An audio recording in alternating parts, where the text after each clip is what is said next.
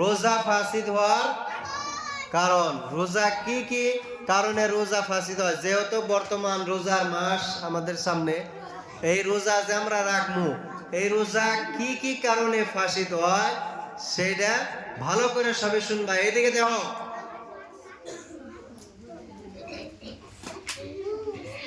আসসালামু আলাইকুম। এক নম্বর কুলি করার সময় গলার ভিতরে পানি পৌঁছায় দেওয়া। 2 নম্বর অনিচ্ছায় কিছু খাওয়া। 3 নম্বর বিনা নিয়তে রোজা রাখা। 4 নম্বর ওষুধ বেমার বশত বিশ্রী লওয়া। 4 নম্বর নাকে কানে ওষুধ পৌঁছে দেওয়া।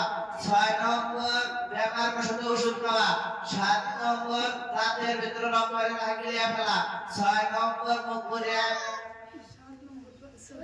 7 নম্বর মুখ পুড়িয়ে বমি করা। 8 নম্বর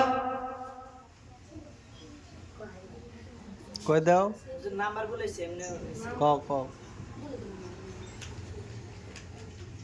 1 নম্বর কুলি করার সময় গলার ভিতরে পানি পৌঁছে দেওয়া। 2 নম্বর নাকে কানে ওষুধ পৌঁছে দেওয়া।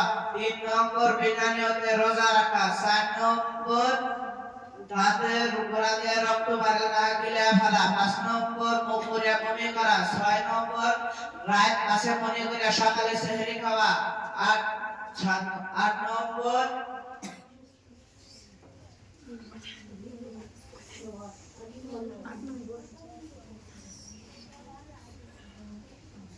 আরো নাই?